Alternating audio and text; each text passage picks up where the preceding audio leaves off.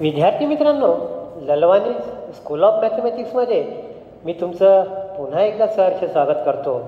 मित्रांनो, युक्लिडचा खजाना the treasurer of Euclid या अंतर्गत आपण पार्ट नंबर 1 कंप्लीट केलेला आहे. Now students, today we are going to extend our previous episode.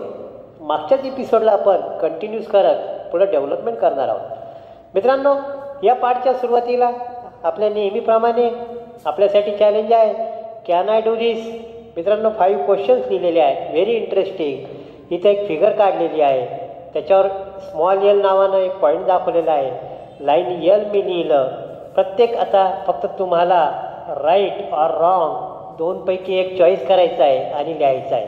Right असेल तर राईट करा, रॉंग असेल तर क्रॉस करा. तसंच question number 2, is it right? If it is right, make the right mark. If it is wrong, make the wrong mark. Question number 3, same to same, right or wrong. Question number 4, थोडासा different. इथे एक point दाखवलेला आहे. How many lines can be drawn from point A? याचं उत्तर तुम्ही लिहायचं आहे की पॉईंट ए मधून किती रेषा तुम्हाला काढता येतील. त्याच्यानंतर 2 पॉईंट दाखवलेले आहेत. या 2 पॉईंटमधून ए आणि बी मधून किती रेषा तुम्हाला काढता येतील.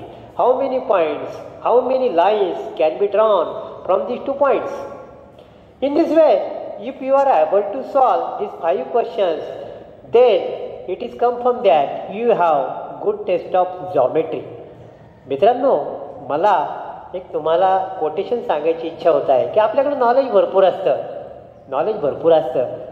आपल्या किचनमध्ये बऱ्याच वस्तू असतात आणि आपल्याला जर एखादी गोष्ट आठवली आणि आपण स्वतः शोधायला गेलो, 1-1.5 तास सापडत नाही. आई घरी आली की चटकन एका मिनिटात काढून देते. अल्बर्ट आइन्स्टाईन काय म्हणतो की how much knowledge you have, it is important, but तुमच्याकडे किती ज्ञान आहे हे तर महत्त्वाचं आहे. परंतु you will get it or you will find it when you need it. You will find it when you need it. तुमच्याकडे किती नॉलेज आहे हे तर महत्त्वाचं आहे, पण त्यापेक्षाही जास्त की तुम्हाला वेळेवर ते आठवतं का, त्याचा उपयोग तुम्ही करू शकतात का, हे जास्त महत्त्वाचं आहे. तर मित्रांनो, आपल्याला हे नॉलेज जॉमेट्रीचं वाढवत आपल्याला ते जमा करायचं आहे आणि त्याचा आपल्याला पुढं नॉलेजचा वापरसुद्धा करायचा आहे. मित्रांनो, आजच्या या भागामध्ये आपण जॉमेट्रीतलं जी, हा सगळा जीचा जमाना आहे. 1G, 2G, 3G, 4G, 5G. अमेरिकेसारख्या देशात सायंटिस्ट लोक 7G, 9G वापरतात. तर मित्रांनो, त्या काळामध्ये जेव्हा कोणतेही डेव्हलपमेंट नव्हतं, तेव्हा युक्लिडनं या जीपासून जी जॉमेट्री किंवा जिओमेट्री किंवा जिओमेट्रॉन ची पायाभरणी केली एलिमेंट्स नावाच्या ग्रंथामध्ये. मित्रांनो, युक्लिडच्या बुद्धिमत्तेला खरं दाद दिली पाहिजे. मित्रांनो, आपण आपल्या टॉपिककडे येऊ. युक्लिडला समर्पित हा आपला भाग आहे, म्हणून आपण इथं पॉईंट नेमका ई घेतलेला आहे. मित्रांनो, how many lines can be drawn from this point E? बिंदू ई मधून किती रेषा तुम्हाला काढता येतील. मित्रांनो, पुन्हा एकदा रिपीट करतो की आपला हा एपिसोड किंवा सर्व एपिसोड हे इंग्लिशमध्ये आहे. मराठी प्लस इंग्लिश दोन्ही भाषेमध्ये. जे मराठी मिडियमचे आहेत ते पुढं सायन्सला जाणार आहेत किंवा त्यांना इंग्रजीमध्ये मॅथ शिकायचं काम पडणार आहे, त्यांनासुद्धा समजेल. जे सेमी इंग्रजीला आहे पण ज्यांना इंग्रजीवर कमांड नाही, पूर्ण इंग्रजीत बोललं तर समजत नाही, त्यांच्यासाठी मराठीतून फायदा होईल. म्हणजे ही डबल ऑफर आहे, डबल बेनिफिट. मित्रांनो, हाऊ मेनी लाईन्स, किती रेषा we can draw from this point E? सांगा मित्रांनो. एक रेषा काढतो, आय ड्रॉ 1 लाईन. सेकंड काढतो, सेकंड लाईन. थर्ड काढतो, थर्ड लाईन. फोर्थ काढतो, fourth line. How many lines can be drawn? मित्रांनो, 1 काढता येईल का, 2 काढता येईल का? तुमचं उत्तर कॉमेंट बॉक्समध्ये टाकायला विसरू नका. How many lines can be drawn? Sir, भरपूर काढता येतील. किती रे बाबा? भरपूर, असंख्य. इंग्रजीमध्ये infinite. Infinite lines can be drawn from 1 point and this is the first postulate of Euclid. This is the first postulate of Euclid. मित्रांनो, मी जे तुम्हाला 5 क्वेश्चन सांगितलेले आहे त्याची उत्तरं मी या एपिसोडमध्ये देणारच आहे. तुम्ही जर काळजीपूर्वक ऐकलं तर तुमच्या हे लक्षात येणार आहे. This is the first postulate. युक्लिडनं 5 पॉस्ट्युलेट्सची रचना केली. How many postulates? 5 postulate. Sir, हा पॉस्ट्युलेट काय प्रकार आहे? तर पॉस्ट्युलेट म्हणजे गृहीतक. गृहीतक म्हणजे काय? त्यानं गृहीत धरलं किंवा एका पॉईंटमधून असंख्य रेषा काढता येतात, हे त्यानं गृहीत धरलं. याचं प्रूफ मागायचं नाही, कारण आपण विज्ञानाने गणित म्हटलं पहिलं काय म्हणतो? पुरावा दाखवा. What is the proof? याचं प्रूफ मागायचं नाही, हे सत्य आहे असं समजायचं. याला म्हणतात पॉस्ट्युलेट किंवा गृहीतके. Is it right? Consider all the statements are true, no need of proof, it is called as postulate. गृहीतक, दिलेले विधानं सत्य आहेत असं समजायचं, त्याला पुरावा मागायचा नाही, याला म्हणतात गृहीतके. याच्यातलं फर्स्ट पॉस्ट्युलेट मित्रांनो मी तुम्हाला सांगितलेलं आहे की एका पॉईंटमधून इन्फिनाईट लाईन्स आपण काढू शकतो. आपण आता ईमधून एकच लाईन काढू सध्या. दिस इज पॉईंट ई. साधारणतः BC 300 म्हणजे 2020, त्याच्यापूर्वी 300 वर्ष, 2500 वर्ष जवळपास झालेत. युक्लिड आज मी जिवंत आहे त्याच्या विचारानं, त्याच्या कार्यानं. मित्रांनो, E, this is point P, Pythagoras. P means Pythagoras. खूप मोठं कॉन्ट्रीब्युशन पायथागोरसचं जॉमेट्रीसाठी आहे. मित्रांनो, ई पी, सांगा how to write the name of this line. या रेषेचं नाव कसं लिहायचं मित्रांनो सांगा? लाईन ई पी किंवा लाईन पी ई, किंवा मराठी मीडियम असेल तर रेषा ई पी किंवा रेषा पी ई. या प्रकारे तुम्हाला याचं नाव लिहायचं आहे. मित्रांनो, मग आता फक्त मी इतकाच पार्ट कन्सिडर करतो, ई आणि P. Suppose these are 2 places and shown by point E and point P. हे 2 पॉईंट आहेत आणि इतकाच भाग आपण कन्सिडर करणार आहोत. मित्रांनो, आपण समजा इथं आणखी एक पॉईंट घेतला, ई ए. कोणता पॉईंट घेतला? ए. ई आणि एच्यामध्ये पुन्हा पॉईंट आहे. आपण पुन्हा इथं जर पॉईंट घेतला तर याच्यामध्ये पुन्हा पॉईंट आहे. प्रत्येक 2 पॉईंटच्या मध्ये एक पॉईंट आहे. तुम्ही ह्या लाईनवर कुठेही पॉईंट घ्या 2, त्याच्यामध्ये एक पॉईंट आहे. ह्या 2च्या मध्ये एक पॉईंट आहे. या 2च्या मध्ये एक पॉईंट आहे. ज्या प्रकारे नंबर लाईन तुम्हाला माहिती असेल 0, 1, how many numbers are there in between 2 numbers? कोणतेही 2 नंबर घ्या, देअर आर इन्फिनाईट नंबर्स. आकाशात जितके तारे आहेत असंख्य, तितके नंबर्स आहेत. Infinite numbers of numbers, infinite numbers of number in between 2 numbers. 2 संख्यांमध्ये असंख्य संख्या आहेत. आणि मित्रांनो, हा जो पार्ट आहे ई पी, याला म्हणतात लाईन सेगमेंट. काय म्हणायचं मित्रांनो याला? लाईन सेगमेंट, किंवा याला मराठीमध्ये म्हणतात रेषाखंड. काय म्हणायचं आहे? रेषाखंड. तर मित्रांनो, part of the line is called as line segment or रेषाखंड. पुन्हा एकदा फिगर काढतो. ई पी सांगा, ही कशाची फिगर आहे? नंबर 1 लाईन, रेषा. नंबर 2 लाईन सेगमेंट किंवा रेषाखंड. कशाची फिगर आहे? रेषाखंड. आणि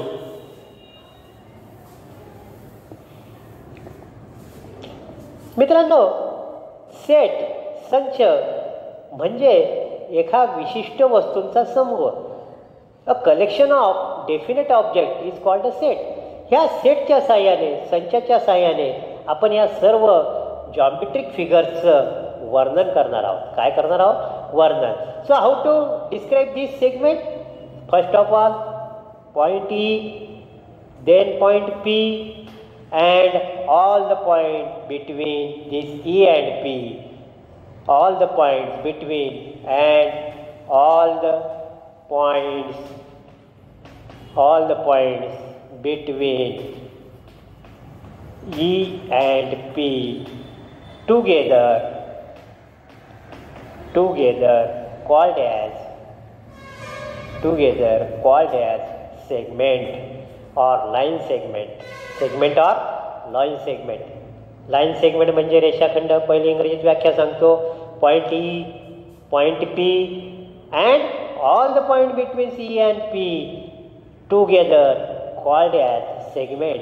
किंवा सेटच्या भाषामध्ये याला म्हणतात युनियन.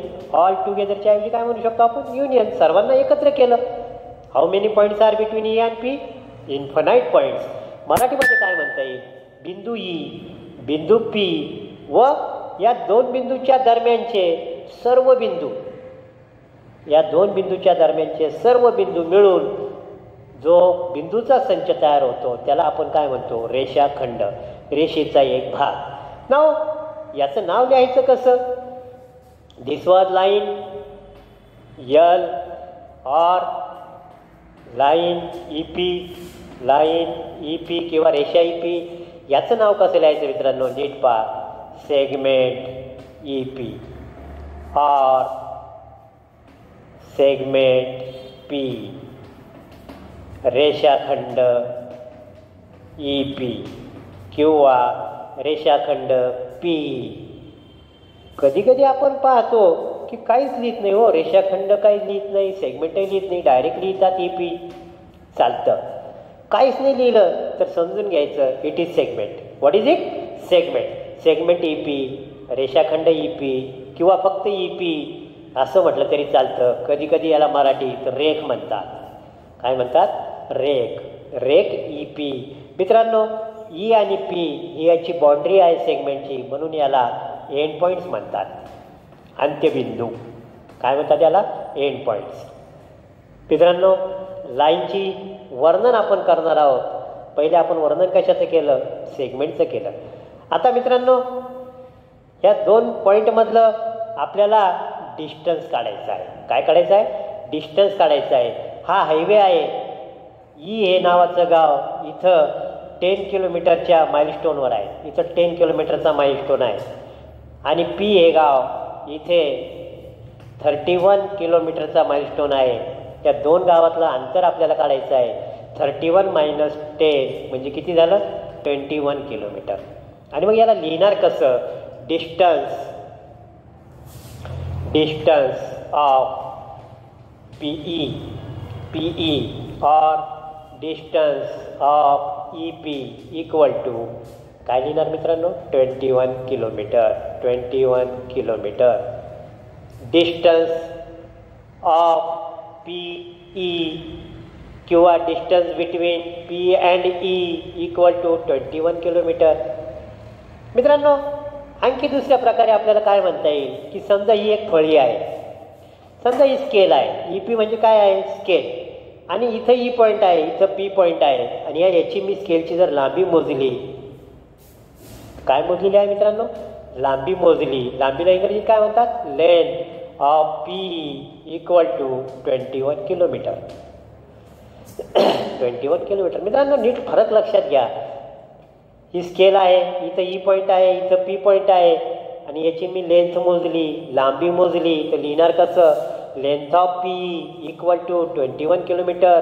लेंथ ऑफ पी बरोबर 21 किलोमीटर. डिस्टन्स हे दोन पॉईंट आहेत, दोन गावं आहेत, याच्यामधलं अंतर किती? याला म्हणतात distance.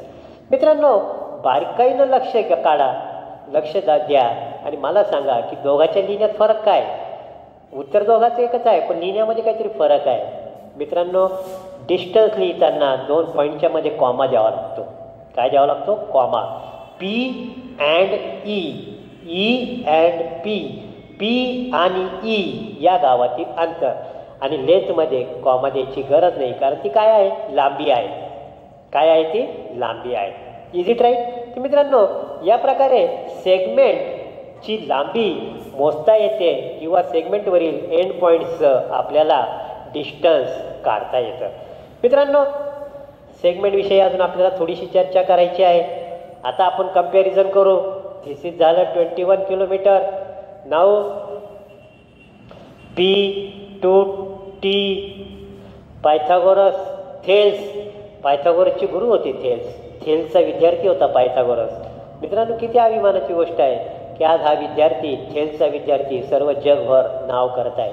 Suppose this is the 2 points and the distance is 10 kilometre और 12 किलोमीटर. किती डिस्टन्स आहे? 12 किलोमीटर. याचा अर्थ असा झाला की सेगमेंट ई पी याची लेंथ कशी लिहिणार? Length of E P. याचं डिस्टन्स कसं लिहिणार? Distance of E P. दोघाचा अर्थ सारखाच, किंवा याला डायरेक्ट ई पी लिहिलं तरी चालतं. What is the answer? 21 kilometre. कसंही लिहा. लेंथ लिहिली तर कॉमा देऊ नका, डिस्टन्स दिलं तर कॉमा द्या. लेंथ आणि डिस्टन्स नाही लिहिलं तरी ते इट इज कस्टमाइज. हे गृहीत धरलेलं आहे की ई पी बरोबर 21 किलोमीटर म्हणजे याची लेंथ किंवा डिस्टन्स 21 किलोमीटर आहे. आता पी टी कसं लिहिता येईल? Length of P T equal to distance of P T. मित्रांनो, डिस्टन्स म्हटलं की कॉमा आपोआप दिला गेला पाहिजे. आईन्स्टाईननं काय सांगितलं की तुम्हाला किती माहिती आहे, किती पाठांतर केलं याला महत्त्व नाही, तुम्ही त्याचा वापर कसा करतात आणि वेळेवर तुम्हाला ते कामाला कसं आणता येईल हे महत्त्वाचं आहे. Is equal to P T is equal to 12 kilometre.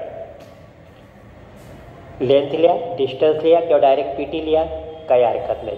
म्हणजे काय झालं मित्रांनो, ई पी आणि पी टी याचं जर कम्पॅरिझन केलं, E P is greater than P T.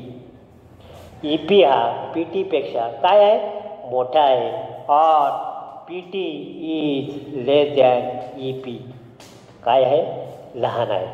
Less than, greater than. मित्रांनो, आपण जर हे 2 पॉईंट काढले या प्रकारे, याला नाव दिलं ए बी आणि हे झालं 21 kilometre.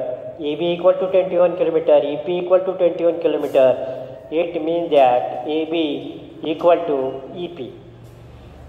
Length of A B equal to length of EP means segment AB is congruent to segment EP. लिहिलं तरी चालतं, नाही लिहिलं तरी चालतं. या प्रकारे मित्रांनो आपण पाहता पाहता लाईन सेगमेंट रेषाखंड रेख याची तुलना करून टाकली. ग्रेटर दॅन असू शकतात, लेस दॅन असू शकतात, इक्वल असू शकतात. मित्रांनो, आता आपण आणखी एक फिगर काढणार आहोत, जॉमेट्रिक फिगर. ती कशाची आहे तुम्ही ओळखायची आहे.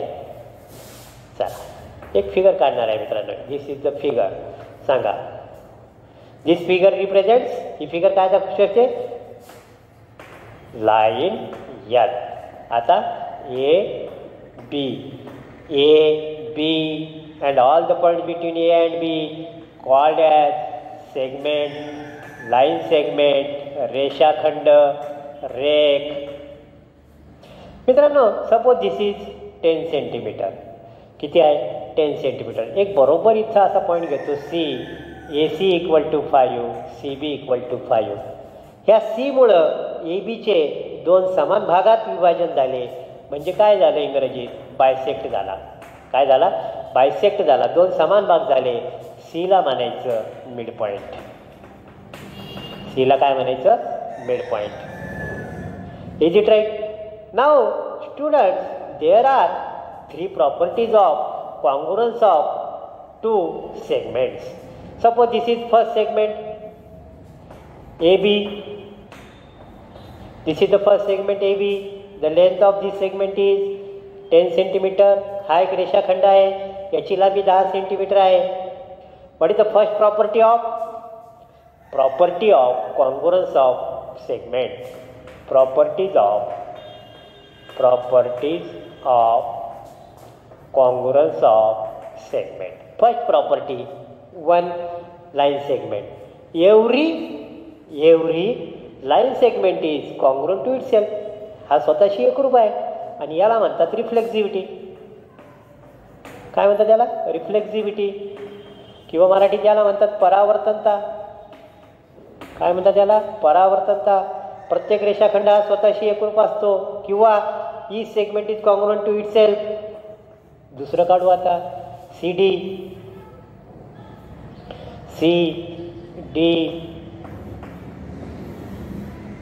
10 सेंटीमीटर. सेकंड काय म्हणतं? त्याचं नाव आहे symmetry.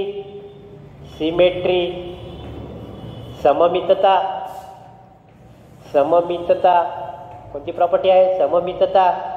AB is congruent to CD, AB congruent to CD, then CD congruent to AB. प्रत्येक रेषाखंड स्वतःशी एकरूप असतो. पहिला रेषाखंड दुसऱ्याशी एकरूप असेल तर दुसरा रेषाखंड पहिल्याशी एकरूप असतो. If first segment is congruent to second segment is congruent to first segment. Very simple. Nothing to worry and nothing to think. Third काढतो EF पुन्हा 10 सेंटीमीटर, याला म्हणतात transitivity. What is it? Transitivity, किंवा याला म्हणतात संक्रमकता. काय म्हणतात याला? संक्रमकता. If first segment is congruent to second segment is congruent to third segment, then first segment is congruent to third segment. पहिला रेषाखंड दुसऱ्याशी एकरूप आहे, दुसरा रेषाखंड तिसऱ्याशी एकरूप आहे, तर तिसरा रेषाखंड पहिल्याशी एकरूप आहे, याला म्हणतात transitivity. In this way student, there are 3 properties of congruence of segment. 3 गुणधर्म आहेत रेषाखंडाच्या एकरूपतेचे. पहिला गुणधर्म काय आहे? 3. पहिल्या गुणधर्मामध्ये एकच सेगमेंट आहे, every segment is congruent to itself. दुसऱ्यामध्ये 2 आहेत, if AB is congruent to CD, then CD is congruent to AB. तिसऱ्यामध्ये 3 आहेत, if AB is congruent to CD is congruent to EF, then EF is congruent to AB. Is it right? पहिल्या याच्यामध्ये एकच रेषाखंड आहे, प्रत्येक रेषाखंड हा स्वतःशी एकरूप असतो. AB is congruent to AB. दुसरं, if AB is congruent to BC, AB हा CDशी कॉन्ग्रुएंट आहे, तर CD हा ABशी कॉन्ग्रुएंट आहे. तिसऱ्यामध्ये 3, जर AB हा CDशी कॉन्ग्रुएंट आहे, CD हा EFशी कॉन्ग्रुएंट आहे, तर EF हा ABशी कॉन्ग्रुएंट आहे. In this way students, there are 3 properties of congruence of segment. मित्रांनो, आपण सेगमेंट आणि लाईन पाहिलं होतं लाईन, त्याच्यानंतर पाहिलं line segment. This is the figure of line. Now फक्त A आणि B काढू.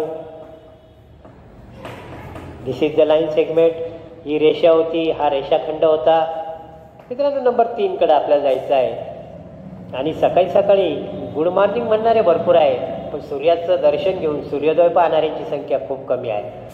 मित्रांनो, सूर्योदय पाहिला की आपण सूर्याकडे जर डोळे करून पाहिले तर खूप प्रसन्न वाटतं, कारण सूर्य हा आपल्या मुखातून हजारो प्रकाश किरण या धरतीवर टाकत असतो आणि धरतीला नवजीवन देत असतो. मित्रांनो, महत्त्वाचा शब्द काय आहे? किरण. सूर्य हा किरण 4 दिशेला या धरतीवर टाकत असतो, धरतीला नवजीवन देत असतो. मित्रांनो, आणखी एक विचार करा. बॅटरी आहे, बॅटरी लावली की असंख्य किरण निघतात, आणि हे सर्व किरण म्हणजेच आपले जॉमेट्रीतली ही फिगर आहे. कशी आहे फिगर? पहा. This is the, suppose this is sun, आणि या सनपासून हजारो किरण प्रवास करत पृथ्वीवर पोहोचतात. This is sun, this is point A, this is point B, this is point C, this is point D, this is point E. How many rays are there? Infinite rays. Battery आहे, चमकवलं की हजारो किरण निघतात. मित्रांनो, ही जी figure आहे याला म्हणतात रे, किंवा याला म्हणतात प्रकाश किरण. प्रकाश हा सरळ रेषेत प्रवास करतो. प्रकाश किरण कुठून सुरू झाला? सनपासून. कुठून सुरू झाला? सनपासून, S पासून, आणि B या दिशेला अनंत आहे. Is it right? मित्रांनो, आता याची डेफिनेशन कशी करणार पहा. सगळ्यात पहिले तर हा सेगमेंट आला S पासून B पर्यंत. What is it? सेगमेंट. आणखी पुढचा भाग राहिला. आता पुढचा आपण काय घेऊ? असा एक P घेऊ. काय घेऊ? P. म्हणजे रेची व्याख्या करण्यासाठी आपल्याला काय काय लागणार पहा. रे. सगळ्यात पहिले आपल्याला काय लागेल? सेगमेंट. कोणता सेगमेंट? SB. अधिक याच्यात आणखी कोण येतील? इतके तर आलेच. S पासून B पर्यंत सगळे पॉईंट आले. आणखी कोणते पॉईंट? हे P सारखे पॉईंट. आणि P हा कसा आहे? P in this way, B is in between S and P. बी हा यस आणि पीच्या मध्ये आहे असे सर्व प्रकारचे पी पॉईंट या सर्वांची बेरीज केली, या सर्वांना मिळवलं किंवा सेटच्या भाषेमध्ये याला युनियन केलं. काय केलं? युनियन. की काय तयार होतो? रे. किरणमध्ये कोण कोण येतं मित्रांनो? किरणमध्ये सगळ्यात पहिले येतो रेषाखंड एस बी. रेषाखंड एस बी. आणि असे सगळे बिंदू पी की बी हा एस आणि पीच्या मधात आला पाहिजे. युनियन, संयोग संच. सिस्टमॅटिक एक मार्काला जर विचारलं तर कसं लिहायचं ते सांगतो. Ray is a union of segment A B and all the point P, segment S B and all the points P, all the points P such that B is in between S and P. B हा S आणि P च्या मधात झाला पाहिजे. म्हणजे S बीच्या पुढचे सर्व पॉईंट, एस बीच्या पुढचे सर्व पॉईंट कसे पॉईंट? P point. मराठीत किरण हा रेख ए बी व सर्व बिंदू पी असे की बी हा एस आणि पीच्या दरम्यान होईल अशा सर्व पी बिंदूंचा संच म्हणजे किरण होय. आता मित्रांनो रेषाखंडाचं नाव कसं लिहिलं? काही अडचण नाही. रेषेचं नाव लिहिलं काही जास्त अडचण नाही. पण आता रेचं नाव लिहायचं कसं लिहायचं पहा. रे ही झाली फिगर, हा झाला यस, हा झाला बी, हा सूर्य आहे, इथून किरण निघालेले आहे. म्हणजे हा स्टार्टिंग पॉईंट आहे, हा सोर्स आहे आपला, इथून सुरुवात झालेली आहे. इथून काय झालेली आहे? सुरुवात. आणि म्हणून रेचं नाव लिहिताना सुरुवात कुठून झाली ते नाव लिहावं लागतं. रे यस. आणि आता पुढचा कोणताही एक पॉईंट घ्या, आपल्याला एकच पॉईंट दिसतोय म्हणून नाव घेतो बी. रे एस बी किंवा किरण एस बी. पहिले कोण पाहिजे? सुरुवात. सुरुवात कुठून झाली? सूर्यापासून, सनपासून. आणि मग कोणत्या दिशेला चालला? बी दिशेला. हा जो पहिला पॉईंट असतो हा स्टार्टिंग पॉईंट असतो आणि सेकंड पॉईंट जो असतो तो डायरेक्शन दाखवतो.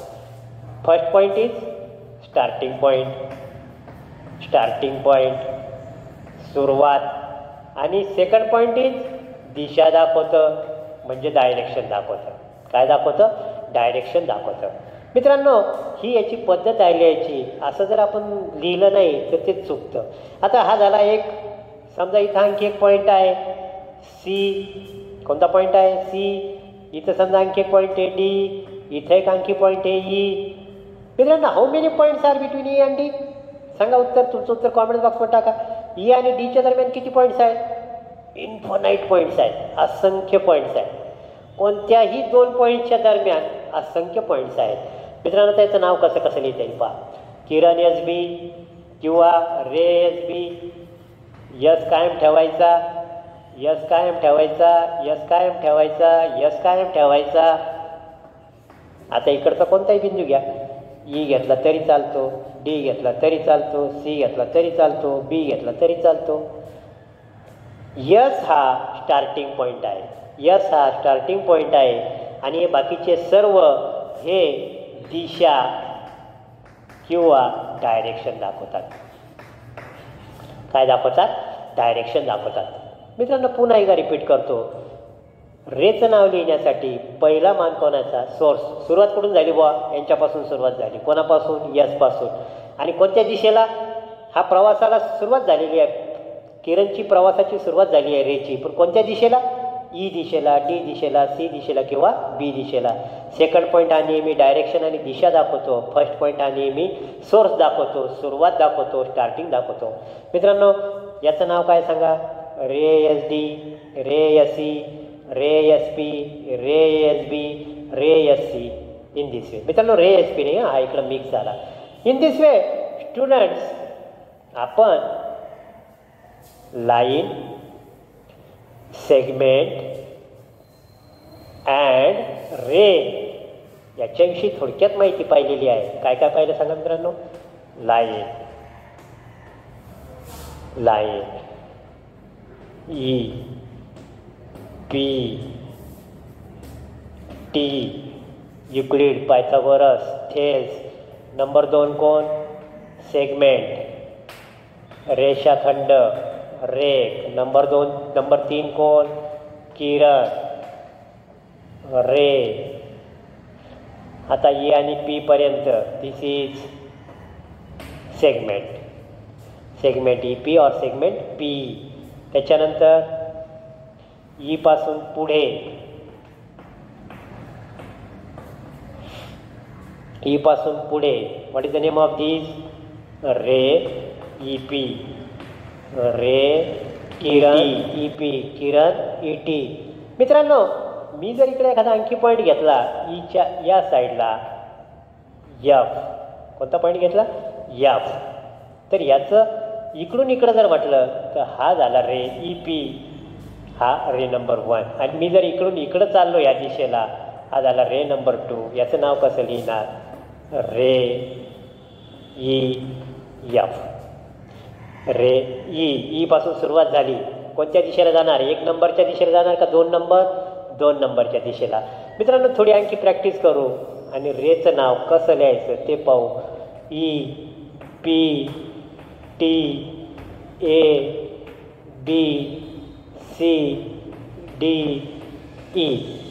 ई पुन्हा नको, रिपीट नाही झाला पाहिजे. मित्रांनो, यफ.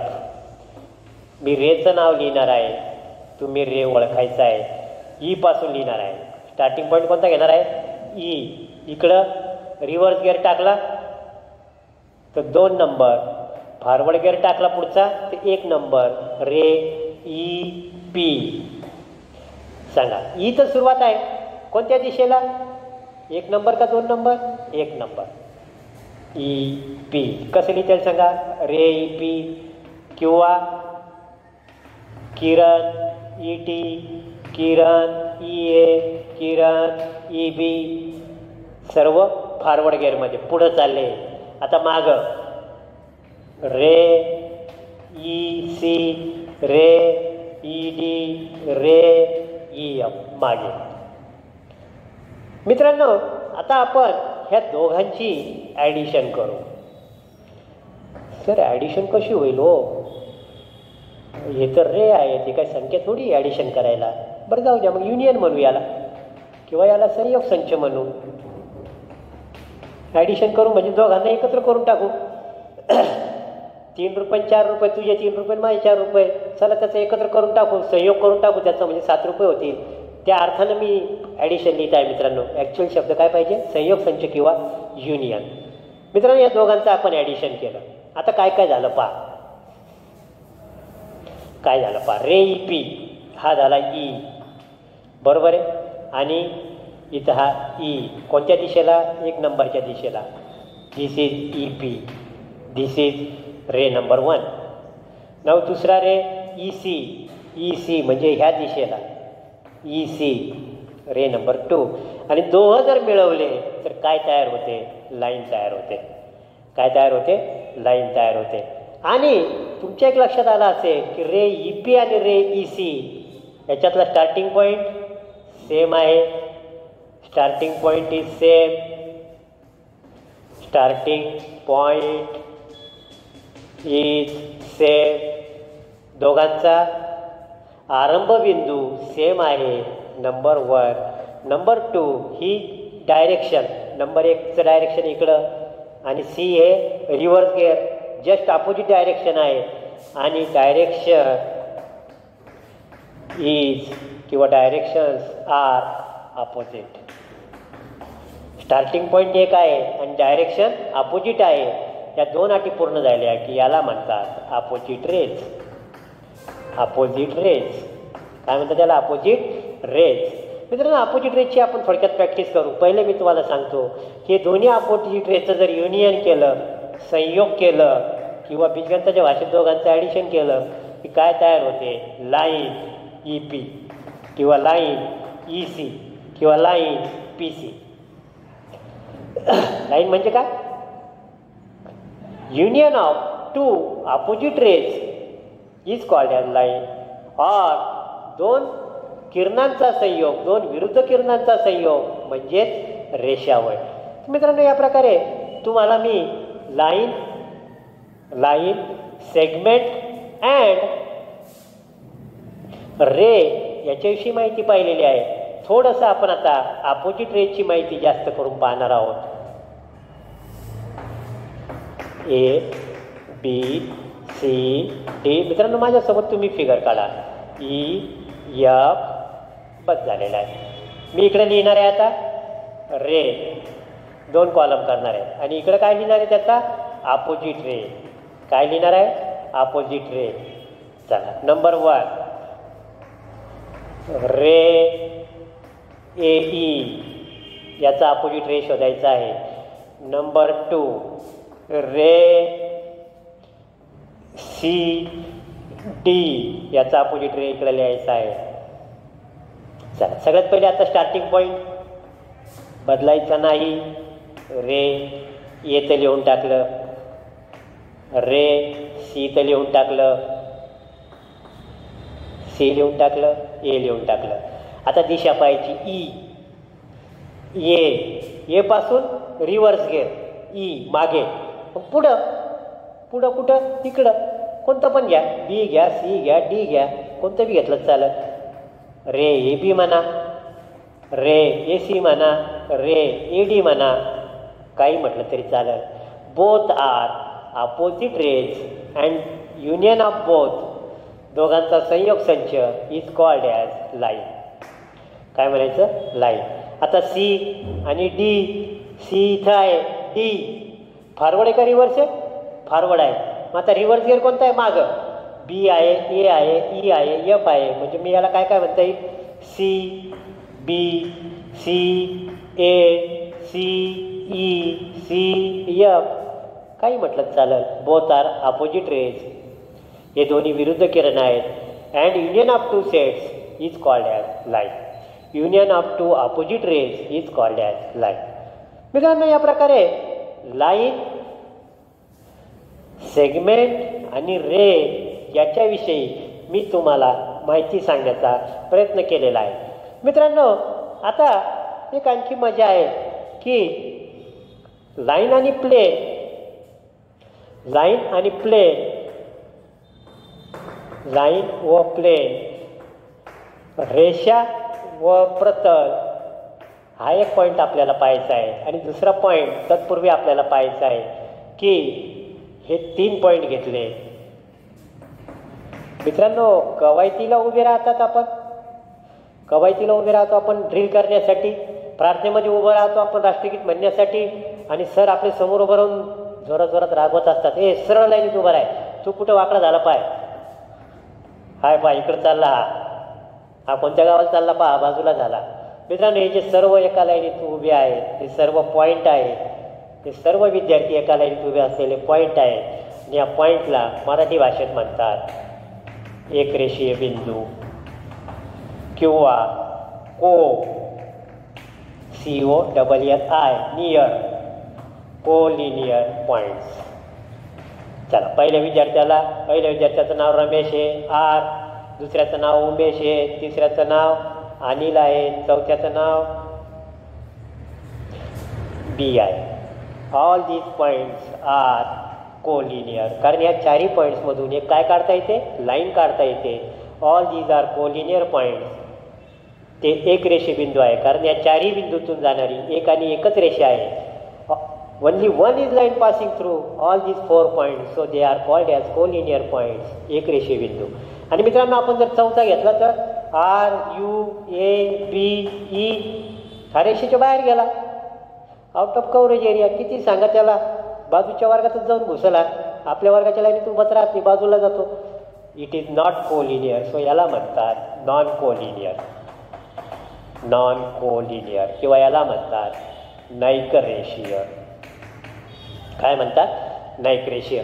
मित्रांनो 2 विद्यार्थी जे एका लाईनीत उभे नव्हते सरांनी बाहेर काढले, ई आणि एफ लाईनीच्या बाहेर होते. मग ही काय म्हटलं एफला, सर आम्ही तर लाईनीत आहे ना दोघं, आम्ही तर दोघं लाईनीत आहोत, जाऊ द्या बाकीचे नसत काय झालं, पण आम्ही तर आमच्या लाईनीत आहे दोघं, आमच्या दोघांचीच लाईन येतं आणि आम्ही दोघं एकाच लाईनीत आहोत. असतात काही काही मुलं थोडंसं तर्कशास्त्र चांगलं असतं. आणि मित्रांनो त्याचं खरं बी आहे. की दोन मित्र हे जे उभे आहेत ई आणि एफ हे नेहमी एकाच रेषेत असतात. कुठं घ्या तुम्ही 2 पॉईंट, इथं घ्या, इथं घ्या, ई एफ या दोघातून जाणारी एकच लाईन असते. 2 points are always collinear. 2 points are always collinear किंवा only 1 line is passing through any 2 points. आणि हेच आपल्या युक्लिडचं दुसरं पॉस्च्युलेट आहे. पहा मित्रांनो, पहिलं पॉस्च्युलेट काय होतं आठवतंय? सांगा. What is the first postulate? How many lines are passing through 1 point? How many lines are passing through 1 point? Infinite. Infinite. एका बिंदूतून असंख्य रेषा जातात. And how many lines are passing through 2 points? 1 and only 1. हे झालं first पॉस्च्युलेट. हे झालं second पॉस्च्युलेट. मित्रांनो, हे दोन मित्र युक्लिडपेक्षा कमी नाही. यांनी युक्लिडच्या पॉस्च्युलेटचा बरोबर उपयोग आणला. सर आम्ही दोघं एका लाईनीत, बाकीच्यांचं सोडून द्या, बाकीची लाईनीत नाही, आम्ही दोघं एका लाईनीत, तुम्ही लाईन पाहून घ्या. आणि बरोबर आहे, 2 बिंदूतून एक आणि एकच रेषा जाते, एकाच रेषेत येते. सर तुम्हाला कोलिनियर पाहिजे ना एका रेषेत, आम्ही एकाच रेषेत आहे. तर मित्रांनो, गमतीचा भाग सोडा. कोलिनियर पॉईंटची व्याख्या करताना आपल्याला मिनिमम किती पॉईंट घ्यावं लागतात? 3 पॉईंट्स. 2 पॉईंट घेऊन चालत नाही, कारण ते नेहमीच एक रेषीय असतात. They are always collinear. म्हणून मला एका विद्यार्थ्याने प्रश्न विचारला, सर 3 किंवा 3 पेक्षा जास्त 3 or more than 3 points when one line is passing through 3 or more than 3 points then they are collinear. Sir 3 किंवा 3 पेक्षा जास्त शब्द का वापरला? 1 आणि 2चं काय हो सर? आणि त्याच्यासाठी हेच आहे की 2 बिंदूतून नेहमी एकच रेषा जाते. 2 बिंदू नेहमी एकच रेषा निश्चित करतात. 2 lines, 1 line is passing through 2 points. 1 and only line is passing through 2 points, 2 distinct points. मित्रांनो, या प्रकारे when 3 points or more than 3 points, 1 line is passing through 3 points or more than 3 points, they are called as collinear or otherwise non-collinear. 3 किंवा 3 पेक्षा जास्त बिंदूतून एक आणि एकच रेषा जात असेल तर त्याला एक रेषे बिंदू म्हणतात. अन्यथा त्याला लाईनच्या बाहेर गेला एक विद्यार्थी, त्याला म्हटलं नाही एक रेषीय. इन दिस वे स्टुडंट्स, आपण पाहता पाहता 2 पॉस्च्युलेट्स युक्लिडचे पाहिलेले आहेत. युक्लिडनं असे किती पॉस्च्युलेट्स मांडलेले आहेत? 5 postulates. How many postulates are there? 5 postulates. 5 postulates पाहिलेले आहेत. मित्रांनो, थोडंसं पुढं जाता जाता आपण पहिल्या पार्टमध्ये याचा सुद्धा विचार केला होता की आपल्या वहीचं पान हे प्लेन आहे, सपाट आहे. सपाट पृष्ठभाग, फरशी, खालची सगळी फरशी सपाट आहे एकदम. आकाश हे सर्व कशाचे आहेत? उदाहरणं. आकाश अमर्याद, 4 इंचेला अमर्याद आकाश, जमीन. आपला हा बोर्डसुद्धा एक प्रकारचा प्रतल आहे. आपली भिंतसुद्धा एक प्रकारची प्रतल आहे, प्लेन आहे. पण भिंत किंवा आपला बोर्ड हा मर्यादित आहे. And plane is infinite. भिंत ही मर्यादित आहे, प्रतले अमर्यादित आहे. Plane is infinite and the wall is finite. मित्रांनो, काय झालं की डस्टर आहे आणि हे डस्टर मी ह्या वहीच्या पानावर ठेवलेलं आहे. हे वहीचं कव्हर आहे आणि ह्या वहीच्या कव्हरवर मी हे डस्टर ठेवलेलं आहे. दिसतंय मित्रांनो तुम्हाला? किंवा घरी प्रयोग करा तुम्ही. एक वही आहे, या वहीच्यावर किंवा एखादा प्लेन घ्या काहीतरी आणि त्या प्लेन भागावर एक बिस्किटचा पुडा ठेवा. बिस्किटचा पुडा डस्टरच्या आकाराचा. Is it right? आणि तुमच्या एक लक्षात आलं असेल की डस्टरचा एक भाग ह्या वहीला टच झाला. या प्रकारे एक भाग वहीला टच झाला आणि वरचा भाग मात्र वहीला टच झाला नाही, कारण की हे वेगळं प्लेन आहे, हे वेगळं प्लेन आहे. There are 6 planes. 1 plane, 2 plane, 3 plane, 4 plane, 5 plane, 6 planes. And all the planes are different. आणि काय होतं की असा हा प्लेन दाखवतो आणि ह्या एकाच प्लेनमध्ये 2 लाईन दाखवतो. This is line L, this is line M, this is plane H. 4 दिशेला अमर्यादा आहे, दाखवायचं काम नाही पण दाखवून देतो. 2 lines are in same plane, they are called as coplanar lines. एकाच प्रतलात असतील तर त्याला एक प्रतलीय रेषा असे म्हणतात. एक प्रतलीय रेषा. सर आपण एक जमिनीवर बाण काढला आपल्या घरातलं जे खालचा भाग आहे पृष्ठभाग त्याच्यावर एक बाण काढला आणि एक वर छतावर काढला रेषा बाण, मग ते को प्लॅनर होतील का? नाही. छताचं प्लेन वेगळं आहे, खालच्या जमिनीचं प्लेन वेगळं आहे. दे आर नॉट को प्लॅनर. दे आर नॉट को प्लॅनर म्हणजे त्याला काय म्हणतात? नैक प्रतलीय किंवा नॉन को प्लॅनर. को प्लॅनर, नॉन को प्लॅनर. या डस्टरच्या इकडे एक रेषा काढली, इकडे एक रेषा काढली. बोथ आर नॉट को प्लॅनर, एका प्रतलात नाही, नॉन को प्लॅनर. मित्रांनो, हा डस्टर याचा भाग आपला यानं आणि हा वरच्या भागानं आपल्या अवकाशाचा भाग आपल्याला आहे आणि याला स्पेस यानं जो ऑक्युपाय केला त्याला म्हणतात अवकाश. या प्रकारे मित्रांनो आणखी मी याच्याविषयी तुम्हाला डिटेल पुढे सांगणार आहे. एक प्रतलीय रेषा आणि एक प्रतलीय रेषा. मित्रांनो, प्लेन प्रतल याचा संबंध तुमचा स्पष्ट झाला असेल की सपाट पृष्ठभाग. सपाट पृष्ठभाग, टेबलचा पृष्ठभाग सपाट आहे. डस्टर ठेवलं सरनं टेबलवर, जिथं डस्टर टेकलं तिथं जर रेषा काढली तर ती को प्लॅनर आहे. एका त्याच्यावर दोन आणि वरच्या पृष्ठभागावर एक काढली तर नॉन को प्लॅनर होईल. तर मित्रांनो, या प्रकारे को प्लॅनर, नॉन को प्लॅनर लाईन्स याच्याविषयी आपण माहिती पाहिलेली आहे. मित्रांनो, आज या प्रवासामध्ये आपण बऱ्याच गोष्टी पाहिलेल्या आहेत. मित्रांनो, युक्लिडच्या खजान्यामध्ये आपले डोळे दिपून जातील इतकी मोठी संपत्ती आहे. आपण त्याच्यातला काही भाग पाहत आहोत आणि हा भाग पाहताना नुसतंच तुम्ही ऐकलं तर त्याचा कोणताही फायदा होणार नाही. मित्रांनो, वही पेन घेऊन कंपासलं साहित्य रेडी करून तुम्ही जर लिहायला घेतले, पॉईंट्स काढले, पुन्हा पुन्हा पाहिलं, आपले डाऊट, आपलं मत लाईव्ह चॅटद्वारे जर यूट्यूबच्या चॅनलच्या कॉमेंट बॉक्समध्ये टाकलं तर मलासुद्धा खूप आनंद होईल. मित्रांनो, पुढच्या भागासाठी सज्ज राहा. मी तुमच्यासाठी आणखी नवीन नवीन माहिती घेऊन येणार आहे आणि मी तुम्हाला 100% कॉन्फिडन्सनं सांगतो की जॉमेट्रीचं नाव घेतलं की अंगावर काटा येतो, अल्जेब्रा कसं तरी होऊन जातं. तर मी तुम्हाला सांगतो की मी तुमचं पूर्ण बेसिक पक्क करून घेईन. वर्ग 5वी पासून वर्ग 12वी स्पर्धा परीक्षेसाठी तुम्हाला एक कामाला येईल.